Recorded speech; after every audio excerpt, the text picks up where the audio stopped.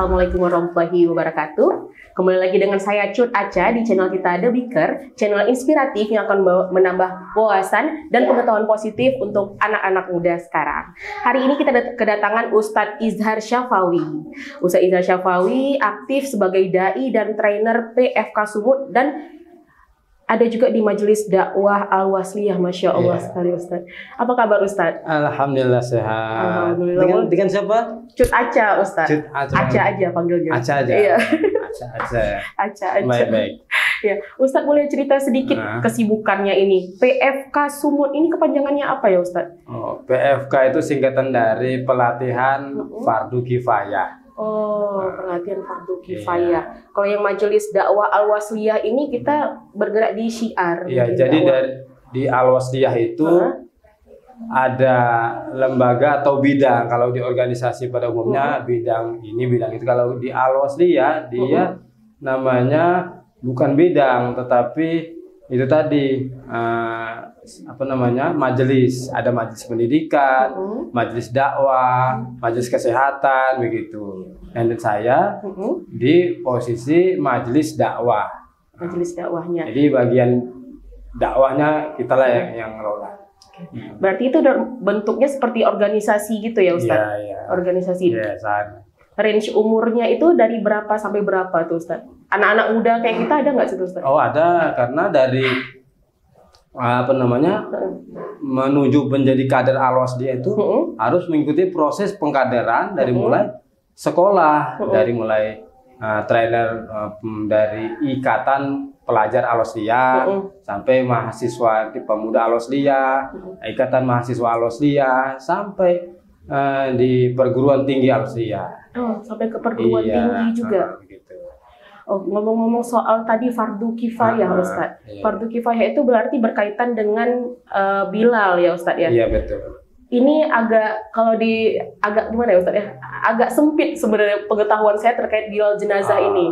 Mungkin bisa kita mulai dari situ Ustaz. Pengertian Bilal itu sendiri gimana ya Ustaz? Karena saya pernah dengar Bilal itu ada dua definisi nih ya. Bilal adalah orang yang mengurusi jenazah dari A sampai Z. Tapi ada juga yang bilang Bilal itu mengurusi pemandian sampai dengan mengkafankan saja. Sebenarnya gimana Ustaz?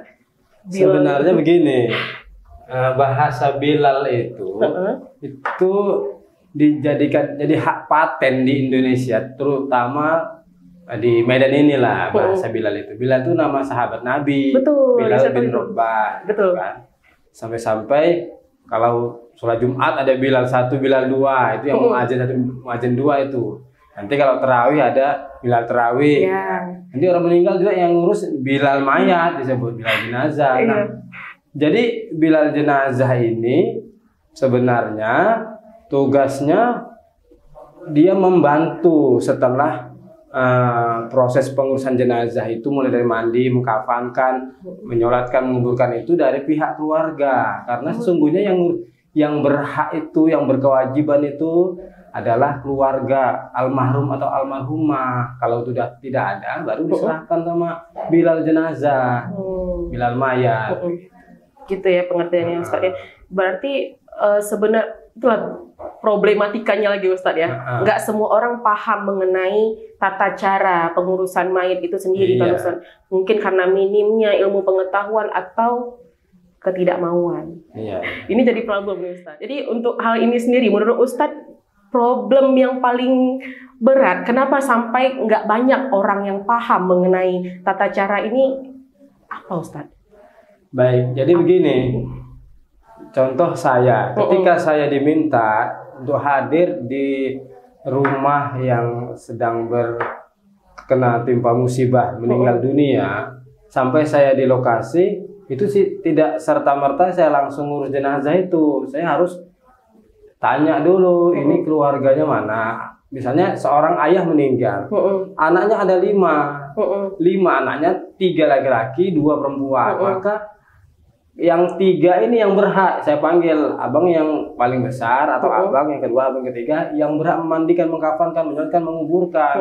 Kalau sudah tidak siap dari ketiganya ini, apakah tidak berani, apakah tidak paham, apakah tidak mau, diserahkan sama saya. Nah, diserahkan ini Ustadz, ambillah serahkan pada Ustadz untuk ngurus jenazah.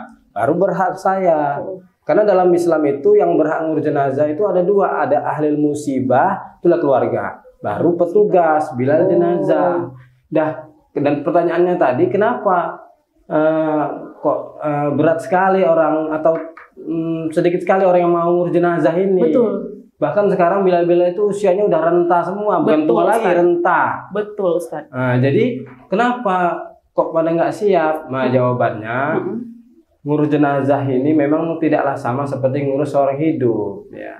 Walaupun sama sebenarnya, cuman membutuhkan 4 sifat dalam diri seorang. Saya bilal jenazah sejak tahun 99 sampai sekarang. Lama kali, Ustaz. Ya, jadi trainer pelatihan baru kifayah dari tahun 2006.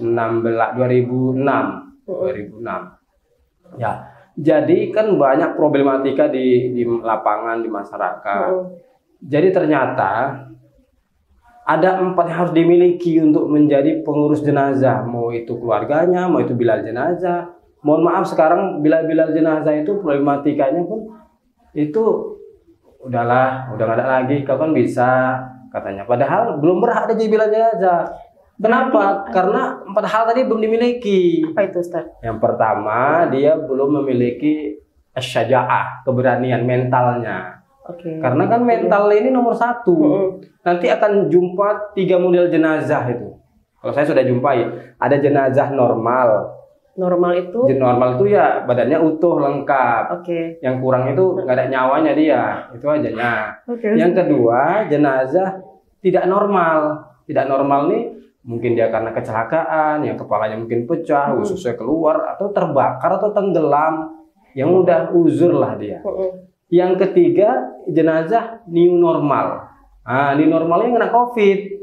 Dari rumah sakit nggak ditandatangani sama pihak keluarga, lalu jenazah dikembalikan ke pihak keluarga di kampung. Di kampung, bila jenazahnya pun takut juga kena virus COVID kan, akhirnya diserahkanlah. Nah, jadi 3 model jenazah ini kalau tidak punya mental tadi, nggak akan bisa dia. Bukan ukurannya dia sarjana, banyak tuh yang kawan saya LC titelnya, LSMA macam Ustaz Abdul Somad, tapi ketika disuruh wujud jenazah, enggak lah Ustaz katanya. Ada yang apa namanya, kelihatannya ini berani nih, badannya tegap ini, ternyata bukan dari badan tegap, mental di dalam ya. Ustaz ini kurus sekali, apa berani dia nengok casing kita bukan kaleng-kaleng soal begini, bahasa bedanya gitu lah. Jadi mental dulu, udah punya mental baru ilmu. Jadi bukan ilmu dulu, mental dulu. Mental dulu ya. Berilmu pun kalau gak ada mental mundur juga. Betul. Jadi setelah mental, berilmu dia, dari ilmunya soal itu udah paham. Baru yang ketiga, amanah. Amanah itu artinya dia bisa jaga rahasia, nggak boleh apapun yang terjadi ngurus jenazah itu nggak boleh ceritain. Apakah aib penyakitnya, apakah bentuk tubuhnya, apakah ada kejadian aneh. Saya pernah jumpa beberapa macam film rahasia ilahi itulah. Itu beneran ada, Ustaz? Ada ya. Ya baru yang keempat terakhir, yaitu kesabaran. Harus sabar dia. Nggak boleh kita anaknya mandikan, nggak boleh anaknya tuh meratap, menangis, meraung di depan jenazah. Haram hukumnya, tersiksa jenazah itu. Makanya harus sabar. Dan sabar pun bukan berarti diperlambat, harus disegerakan juga. Sabar ya, belum datang ustadznya, udah 2 hari, nggak boleh. Iya, nggak boleh ya Ustaz. Tadi malam meninggal, pagi sudah mulai dimandikan. Iya. Begitu. Kalau kita harus disegerakan emang Ustaz ya. Karena katanya mayat itu ketika dia sudah meninggal, dia itu udah pengen cepat-cepat ke tanah gitu. Karena kalau lama-lama bakal sakit ya Ustaz katanya.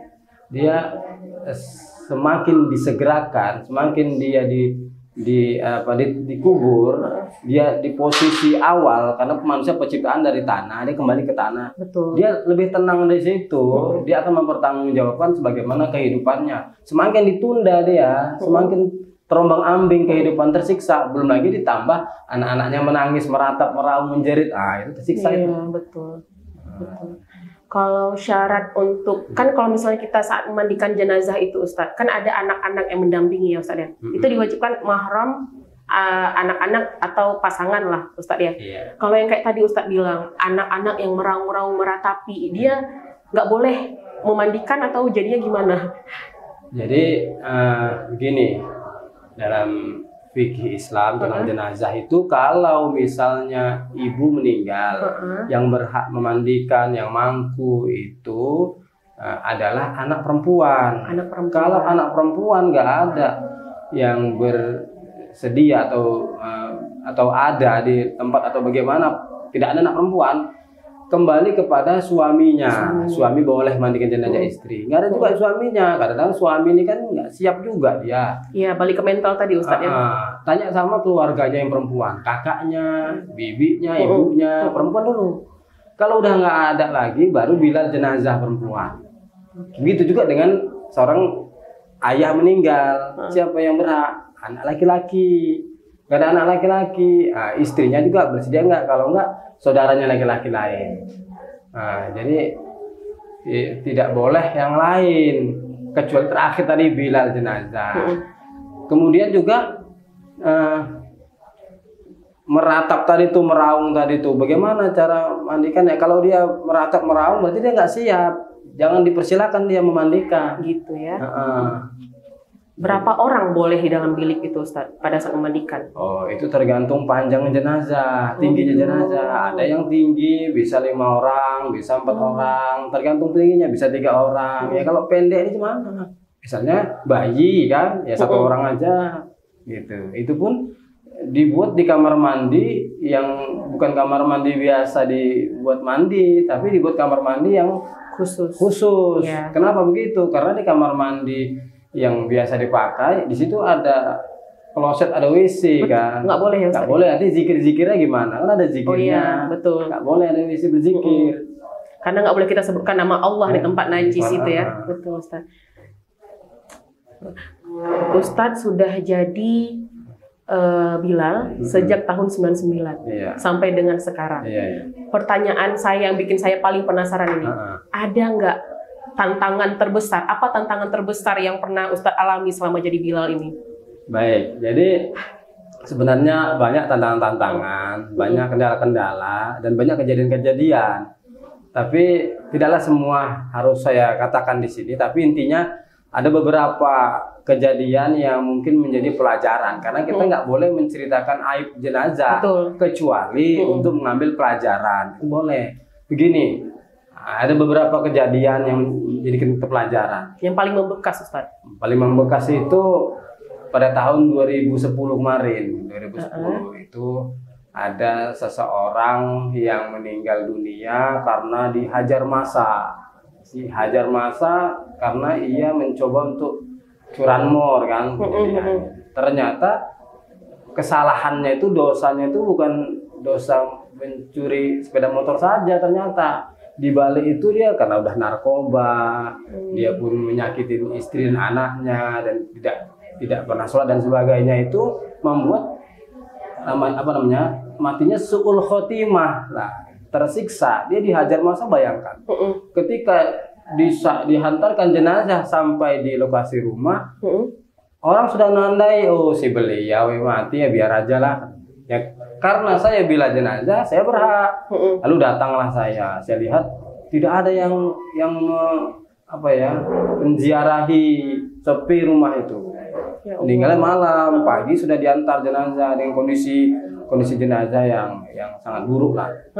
Jadi udah nggak ada yang tidak ada yang datang. Kemudian juga orang tak mau mengurusnya, sehingga saya sendirian, saya mandikan. Saya mandikan secara Islam dengan kondisi kepalanya yang pecah dan sebagainya lah tubuhnya. Setelah itu, kan itu sebelum dimandikan itu harus sudah disiapkan kain kafannya. Harus kain kafan udah selesai dulu, baru dimandikan, baru nanti balik ke kain kafan tinggal bungkus. Kain kafan yang sudah saya ukur panjangnya dilebihkan dengan posisi jenazah, ternyata sudah dimandikan kain kafannya kurang. Karena tadi udah lebih. Kurang panjang, tarik kepala nampak kaki, tarik kaki nampak kepala, begitulah. Nah, jadi unik ya Ustaz ya? Unik. Sehingga setelah itu, wah ini udah ditambahkan kafannya. Setelah dimandikan dengan kondisi sulit, ya 1,5 jam, biasa nggak selama itu. Mengkafankan pun kurang kainnya, kemudian sudah dikondisikan, sudah diambil solusi, di kain kafan sudah selesai. Mau disolatkan gitu juga masalah lagi. Masalahnya tidak ada yang menyolatkan. itu minimal itu 7 orang, 3 saf minimal. Nah, sebaik-baiknya itu adalah 40 orang, ya kan. Tapi dikurang, jangankan 40, jangankan 3 saf, 1 orang pun nggak ada yang mau. Nah, itu masalah. Akhirnya diajaklah, diundanglah tetangga-tetangga, dimohon-mohon. Setelah disolatkan, mau diambil kerandanya untuk diangkat jenazahnya, kerandanya hilang. Padahal tadi sudah di depan rumah itu disiapkan. Kemana keranda ini? Tadi di sini Ustaz. Akhir kita telusuri, balik dia ke masjid keranda itu. Nah, ambillah kerandanya lagi, diletakkan jenazah di atas keranda. Ternyata jenazah itu pun seolah-olah jadi panjang dia. Nah, lebih ke tempat tidurnya keranda itu. Ya gimana caranya, harus dibengkokkan badannya sedikit, dipikul jenazahnya. Ternyata saat dipikul jenazah pun di tengah jalan pemikulnya merasa beban, merasa berat. Oh, ini masalah lagi nih. Sampai di kuburan masalah lagi. Apa masalahnya? Kuburannya nggak kering-kering, sudah disedot airnya dengan mesin penyedot air, nggak kering juga. Nah, sehingga dibuatkan peti, jenazah dimasukkan ke peti, peti-petinya dimasukkan ke dalam kuburan dengan kondisi yang banjir itu. Setelah dikubur, orang sudah berpulangan. Nah, itulah yang jarang orang mendapatkan pelajaran itu. Apa itu? Saya dengar jeritan. Setelah dengar sendiri. Iya, setelah ditaburkan bunga, orang berpulangan, nggak ada yang mendoakan, saya sendiri doakan. Saya dengar jeritan itu. Subhanallah. Nah, jadi pelajarannya ada siksa kubur. Nah, setelah berbanyak dosa deh kan, dilalui dengan proses pemandian, mengkafankan, sholatkan dan kuburan dengan menyulitkan, langsung tersiksa nyata. Jadi itulah kejadian yang sangat bagi saya teringat terus sampai sekarang. Saya merinding loh Ustaz dengar ceritanya. Benar-benar kayak baca majalah rahasia ilahi dulu. Film sinetron rahasia ilahi itu. Iya betul. Ternyata udah Ustaz alami sendiri kejadian kayak gitu ya Ustaz ya. Ustaz, terkait yang tadi cerita Ustaz bahwa masyarakat itu nggak ada yang mau. Padahal itu kan fardu kifayah kan Ustaz. Memang harus dilaksanakan, baru gugurlah kewajiban satu kampung itulah semua. Kalau kayak gini Ustaz, nggak mau, itu kan berarti jadi kayak suatu dosa nggak sih Ustaz? Kalau dosanya gimana jadinya? Saya agak bingung nih. Iya. Jadi sesungguhnya itu fardu kifayah itu hukum yang terselesaikan apabila dilakukan oleh satu orang yang mewakili. Satu orang aja cukup, Satu Ustaz? orang cukup. Jadi tapi tadi karena yang sholat tapi minimal 7 kata Ustaz. Karena sudah saya memandikan, saya mengkafankan, menyolatkan pun akhirnya kita bisa menarik orang 7 orang tadi minimal dapat lah kan. Nah, terselesaikan menyolatkannya, setelah dikuburkan, selesailah fardu kifayahnya. Nah, jadi gimana Ustaz yang lain itu? Yang lain itu dikenakan dosa. Apa dosanya? Menghukum yang bukan layak mereka menghukum orang. Karena sebesar apapun dosa manusia, yang layak menjadi hakim itu Sang Maha Hakim Allah. Betul. Nggak boleh menghakimi begitu. Apalagi mungkin dia saat mau meninggal sudah tobat kan, diterima. Iya, kita kan pernah tahu kan Ustaz. Boleh kita menghakimi orang. Betul. Seperti itu kejadian di masyarakat ini. Kita perhatikan orang suka menghakimin, memponis orang dengan kasat mata, pandangan ini pendosa nih, ada neraka nih. Nggak usah kawan nih, belum tentu. Ini pakai jubah, pakai serban, bawa tasbih, jenggot panjang, ahli surga, belum tentu juga.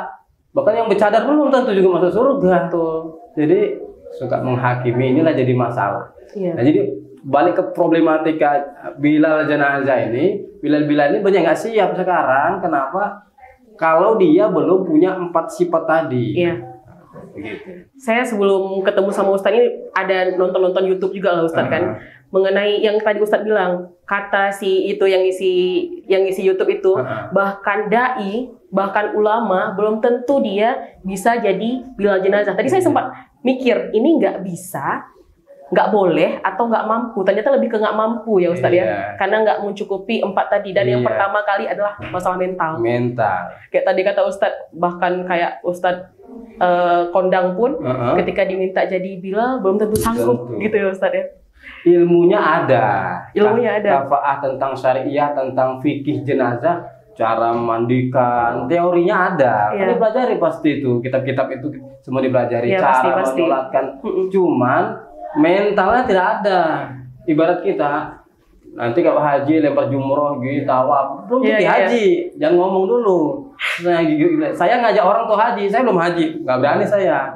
Nah, gitu. Begitu juga dengan yang belum jadi Bilal, nggak boleh dia ngajar orang Bilal begini, dia belum. Makanya seharusnya nggak perlu ditakuti ngurus jenazah ini. Kenapa? Karena kita juga bakal jadi jenazah juga. Betul. Balik lagi sedikit Ustadz mengenai kayak tadi Ustadz bilang jenazah ada macam-macam yang pernah Ustadz ini pegang kan. Ada yang normal, ada yang tidak normal. Terkait zaman sekarang Ustadz, zaman sekarang ini kan kayak tindakan kriminal itu udah banyak sekali. Kayak terus juga rasa tenggang rasa antara masyarakat ini kan udah agak longgar ya Ustadz. Pernah nggak Ustadz dapat kayak orang yang sudah meninggal 3 hari misalnya atau lebih, kemudian harus dimandikan, dan yang kedua, nauzubillah min dzalik, jangan sampai ada keluarga kita yang kena kayak misalnya yang dimutilasi misalnya. Itu gimana cara menghandle jenazah yang tipe 2 ini Ustadz? Pernah nggak Ustadz dapetin itu Ustadz? Iya, jadi misalnya yang pertama tadi yang jenazah yang katakan tidak normal lah ya. Ya, ini kita omongin yang nggak normal ini. Yang nggak normal, misalnya termutilasi tadi ya. Ya, atau yang udah lama baru ketemu bahwa dia sudah meninggal kan, jadi udah membusuk ya Ustadz. Jadi ini juga beberapa kali sudah saya alami. Jadi waktu itu saya diminta ngurus jenazah di luar daerah kawasan kerja saya. Saya kan di Marelan. Saya 4 lingkungan sebenarnya, tapi terlepas daripada itu kalau orang minta saya tetap hadir. Sampai-sampai di Belawan ada minta saya, Ustadz bisa mandikan jenazah? Bisa, saya bilang. Di mana? Di Belawan. Lalu saya tanya, Bilal jenazahnya mana? Jawabnya mereka, Bilal jenazahnya nggak ada Ustadz, seporing Ustadz katanya. Kenapa? Seporing apa? Ya lari. Kenapa lari? Kenapa? Nggak mau dia, ini jenazahnya udah 3 hari 3 malam baru jumpa. Ini kan yang tidak normal tadi. Iya, betul. Datanglah saya. Apa masalah jenazah?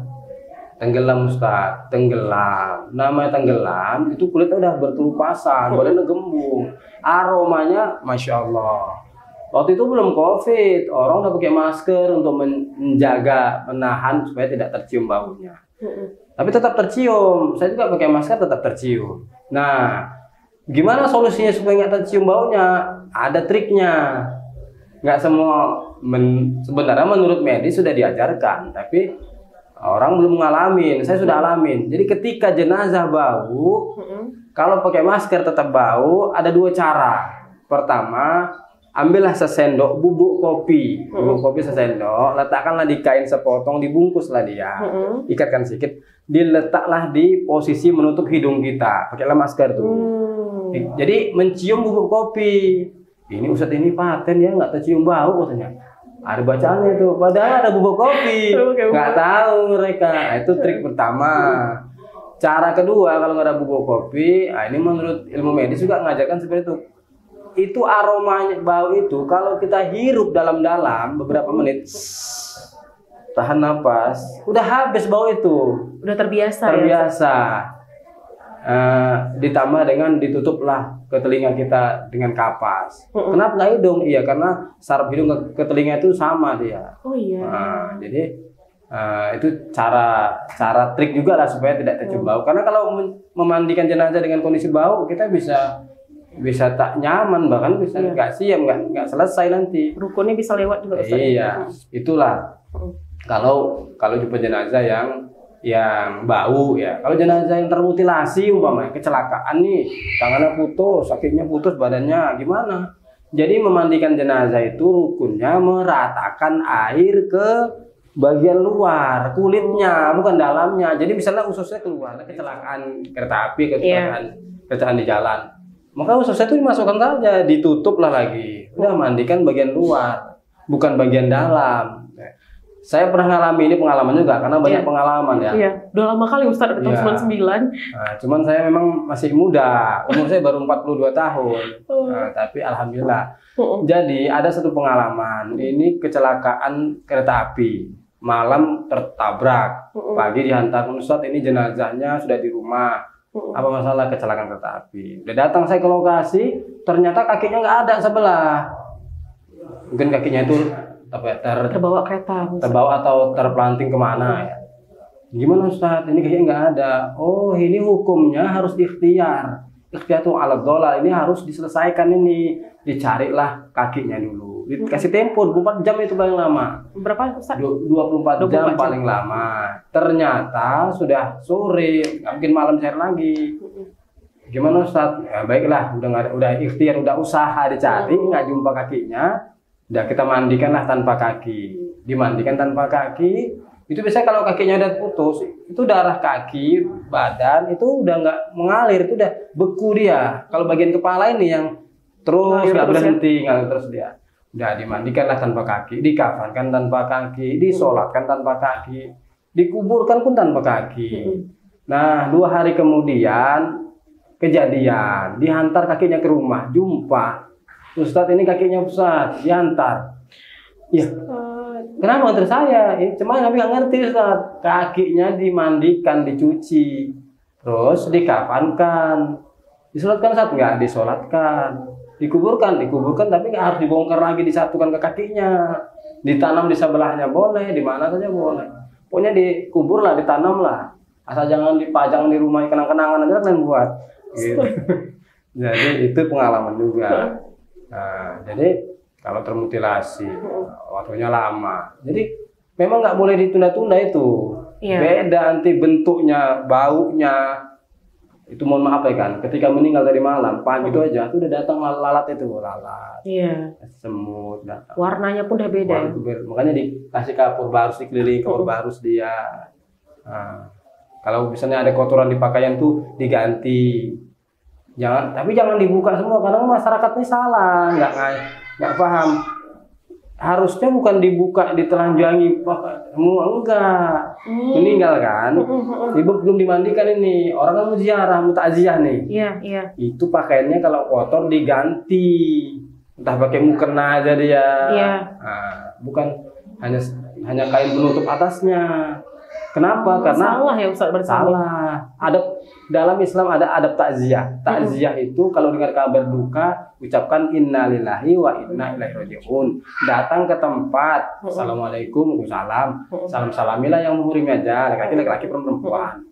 Nah, sunahnya nggak duduk dulu, sunahnya lihat jenazah. Ya, jenazah dulu, doa Allah maghfir lahu atau Allah maghfir laha, kan. Udah lihat wajahnya, tinggal juga wajahnya. Oh, wajahnya ini masih terbuka mulutnya nih. Sunnah ditutup, yang nampak itu sunnah menutup mulutnya. Mulut berbah gitu. Matanya tuh terbuka, ditutup matanya. Ada bacaannya Bismillahi wa ala millati Rasulillah sallallahu alaihi wasallam, begini dia.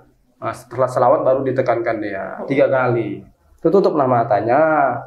Kalau nggak tutup Ustaz? Kalau nggak tutup, dia misalnya udah ditutup begini, tapi nggak rapat kali gitu ya, nggak apa-apa.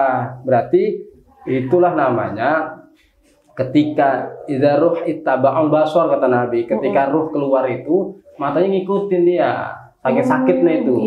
Jadi nggak bisa rapat kali, sudah kaku dia di situ. Tapi udah tertutup lah itu. Nah, jadi adab-adabnya sudah didoakan, sudah ditutup, dibaguskan, baru kemudian memberi nasihat kesabaran. Siapa itu? Keluarganya dinasihati. Jadi bukan nunggu ustadz menasihati ceramah, bukan. Semua berhak menasihati. Sabar Kak ya, sabar Bang ya. Nah, baru duduklah di situ. Duduk-duduk bicara-bicara yang baik-baik. Kalau mau ikut nanti sampai mengantarkan bagus, kalau nggak boleh pulang duluan. Itu sebenarnya. Ini kadang-kadang banyak yang salah paham kan. Mana takziah baru meninggal, habis itu udah ngoreng bentar pulang. Padahal sebenarnya lihat jenazah dulu. Bahkan ada yang di kampung-kampung itu naruh uang di atas beras, ya kan? Ada, itu sebenarnya tradisi betul. Supaya uangnya nggak terbang itu dia, kena timah beras dia itunya. Oh itu bukan kayak suatu keharusan karena apa gitu. Kadang-kadang kan ambil berasnya dimakan. Nggak, kadang kan di masyarakat ini sering ada mitos-mitos gitu Ustaz. Mitos itu tahayul. Iya. Tahayul singkatan dari tahiyatah betul. Tahiyatah betul. Betul juga nih. Ustadz, tadi saya teringat Ustadz ada bilang bahwa memang benar sekarang itu Bilal rata-rata itu pasti orang yang sudah tua, bahkan orang yang udah rentang kali Ustadz. Ini bisa jadi seperti itu. Kalau kita bilang nggak diajarkan, saya teringat sekali dari SD itu saya udah diajarkan mengenai tata cara kayak sholatin jenazah, memandikan, kayak gitu. Malah kayak nanti ada teman kita yang jadi jenazahnya, kayak gitu kan. Kalau dibilang nggak diajarkan, diajarkan. Tapi kenapa kok anak-anak muda ini nggak mau, Ustadz? Ustadz kan ada kayak majelisnya gitu, Ustadz kan, terkait untuk mengajarkan untuk kaderisasi fardu kifayah ini. Paling muda, Ustadz. Paling muda di situ umur berapa, Ustadz, di tempat kita? Ya, jadi sebenarnya tidaklah dipatokkan umur. Terutama tadi kan yang berhak mengurus jenazah kan anak kandung. Anak kandung. Namun kenyataannya bahwa kebanyakan anak-anak kandung ini pun juga tidak siap mengurus jenazah orang tuanya. Jadi kita buatlah pelatihan fardu kifayah itu, tata cara mandikan, mengkafankan. Sudah kita buat, ternyata anak-anak muda itu juga mentalnya belum didapat untuk ngurus jenazah. Dan kenapa orang tua itu tetap menjadi bila jenazah? Bila jenazah ini kan seolah-olah saya perhatikan jadi keturunan, jadi turun menurun. Bapaknya meninggal kan, anaknya jadi bila jenazah. Bapaknya Bilal dulu, meninggal, anaknya jadi penerus. Sudahlah kau ajalah, kau anaknya. Dan nggak begitu. Sebenarnya bila jenazah itu harus memiliki 4 sifat tadi. Jadi bagaimana mendatangkan keberanian ini itu dulu. Supaya mau. Jadi supaya anak-anak muda ini muncul mentalnya yang udah Ustadz lakuin di inilah di tempat Ustadz, di tempat kaderisasi Ustadz kan. Gimana caranya supaya anak-anak muda ini mau dan bisa siap? Karena kan jadi masalah juga Ustadz kalau misalnya nanti yang bila-bila yang sekarang udah meninggal misalnya. Sementara kayak kita bilang tadi yang utama adalah keluarga dulu, tapi keluarga pun seringkali nggak siap. Seringkali nggak siap secara mental. Padahal kan kalau misalnya diajarin, misalnya Ustadz ajarin sambilan gitu kan Ustadz, supaya anak-anak muda ini mentalnya kuat dan mampu, gimana nih Ustadz? Iya, jadi sesungguhnya yang berhak mengurus jenazah tadi itu pertama keluarga, kemudian bila jenazah. Nah, tidak semua keluarga yang juga bersedia dan tidak semua orang pun bisa jadi bila jenazah. Maka kita umat Islam ini harus punya tekad juga bahwa nanti orang tua saya meninggal, sayalah nanti mandikan minimal begitu. Nah, jadi harus punya niatan baik dulu. Niatan baik memandikan. Nah, kalaupun dia harus jadi bila jenazah, dia harus belajar, ikut pelatihan, tata cara, teorinya dulu. Prakteknya belum. Prakteknya kapan? Misalnya saya mandikan jenazah nih, secara langsung. Nah, Ustadz saya mau belajar lah. Boleh ikut. Minimal dia nanti menyiramnya, saya arahkan. Boleh, saya tawarkan itu. Kemudian menumbuhkan berani ini, nggak hanya cukup teori juga. Gampang itu teorinya, gampang itu. Tidak cukup. Dia harus bagaimana nanti siap dari sisi keimanannya. Keimanan ini kalau orang yang sudah beriman biasanya kuat dia, mentalnya datang sendiri tuh. Orang beriman ini nggak ada rasa gentar dia biasanya.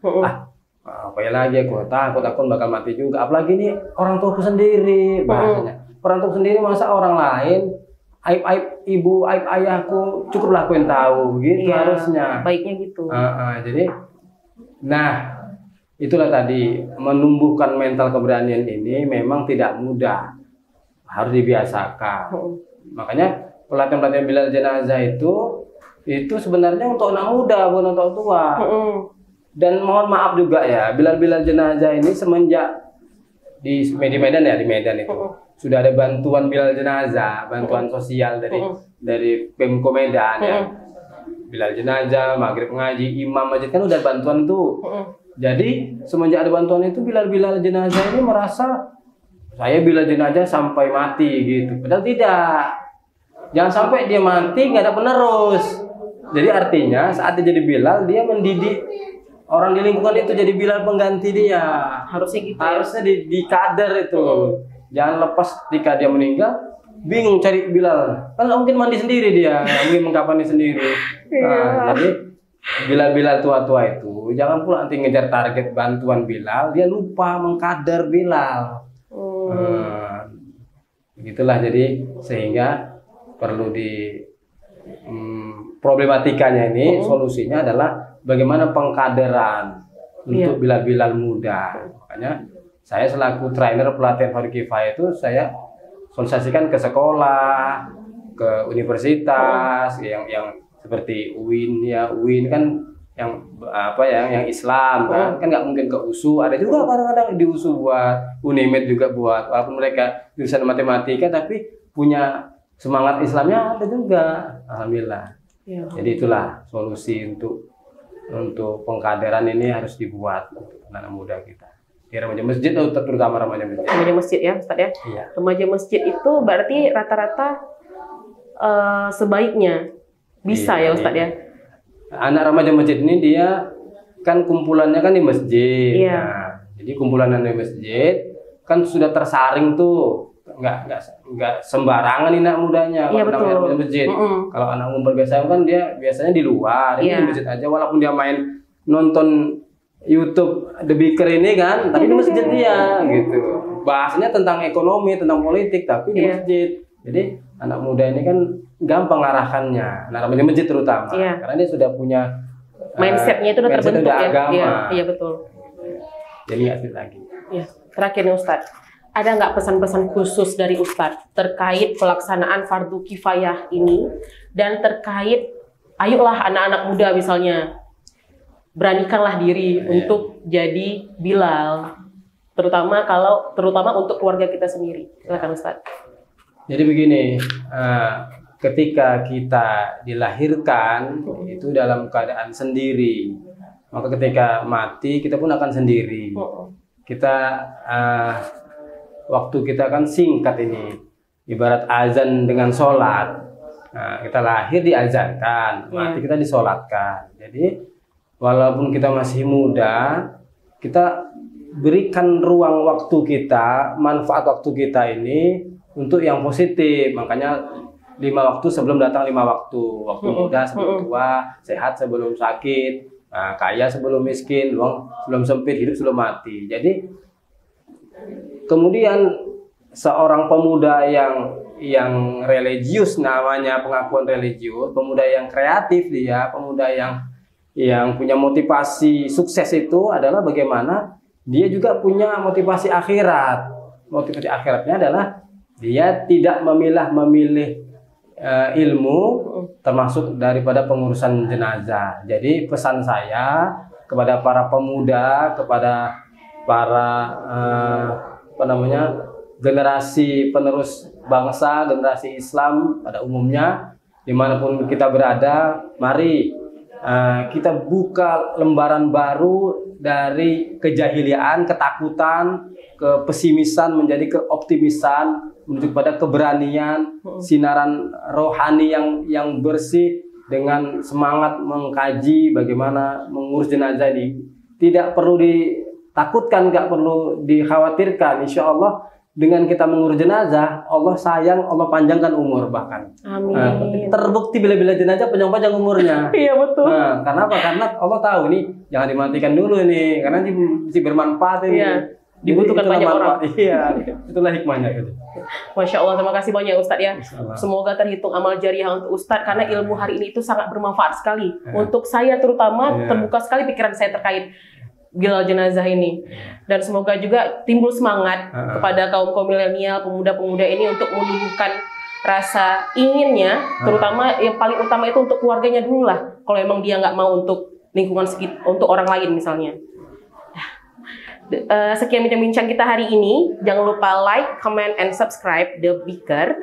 Dan jangan lupa juga untuk kunjungi The Beaker Cafe di Jalan Dr. Mansyul. Kita buka dari jam 11 sampai dengan jam 10 malam. Dan setiap malam minggu kita ada live musiknya. Dan menu andalan kita adalah bebek bumbu ireng. Sampai jumpa di podcast kita selanjutnya. Assalamualaikum warahmatullahi wabarakatuh. Waalaikumsalam.